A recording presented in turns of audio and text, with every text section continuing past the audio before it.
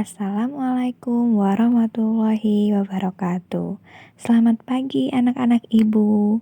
Hari ini kita akan belajar tema 2, subtema 3, pembelajaran yang kelima. Mari kita langsung saja ke materinya. Siti dan teman-temannya akan berkunjung ke tempat penjualan tanaman. Mereka mendapat tugas untuk mewawancarai penjual tanaman. Siti dan Edo mengenal penjual tanaman di dekat sekolah. Nama penjual tanaman tersebut adalah Pak Didi. Mereka mendiskusikan pertanyaan yang akan diajukan. Nah, anak-anak, untuk mewawancarai seseorang, kita harus mempersiapkan dahulu pertanyaan untuk orang yang kita akan wawancarai, supaya pada saat kita wawancara dapat berjalan dengan baik. Untuk membuat pertanyaan dalam mewawancarai seseorang, anak-anak harus mengenal dulu tentang kata tanya. Di sini, Siti dan Edo akan melakukan mewawancarai penjual tanaman.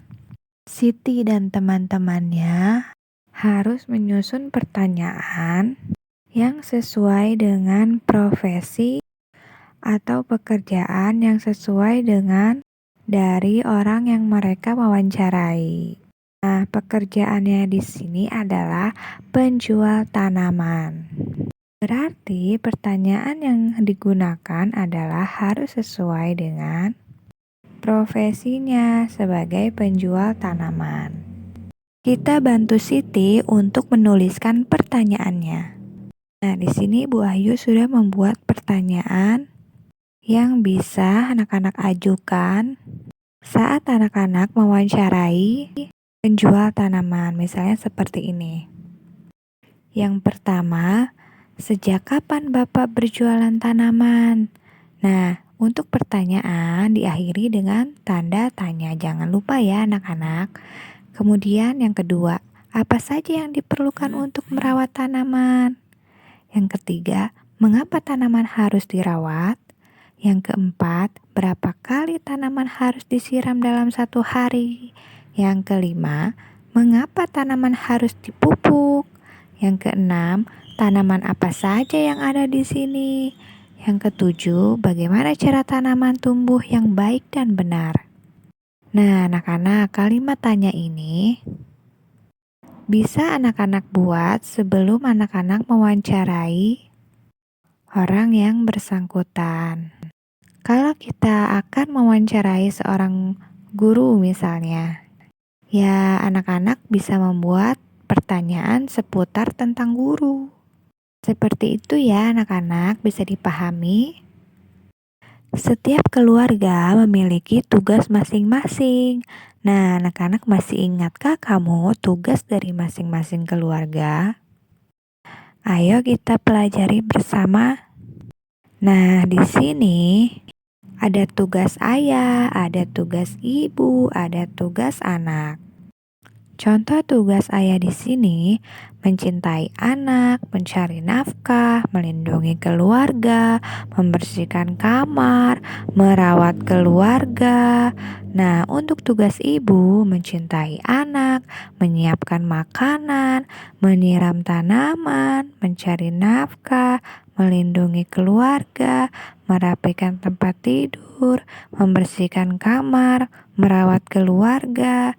Nah, untuk tugas anak bisa belajar, menghormati orang tua, menyiram tanaman, merapikan tempat tidur, membersihkan kamar, merapikan mainan, menyiapkan untuk tas sekolah.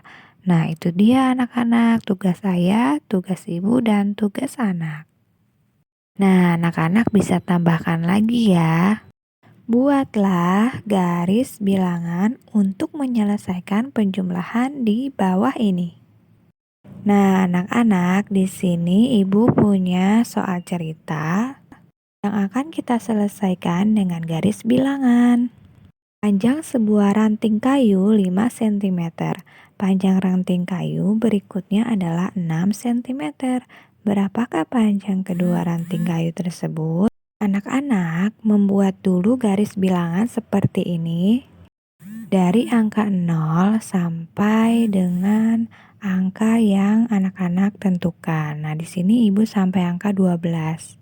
Nah, di sini panjang ranting kayu 5 cm. Nah, yang pertama kita cari dulu nih 5 cm.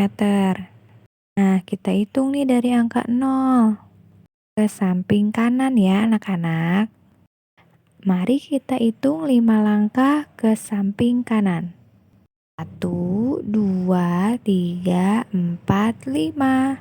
Nah, berarti ranting kayu yang pertama letaknya di angka 5. Kita beri tanda A. Lalu, panjang ranting kayu berikutnya adalah 6 cm. Nah, dari panjang ranting kayu yang pertama, bertambah 6 cm ke kanan.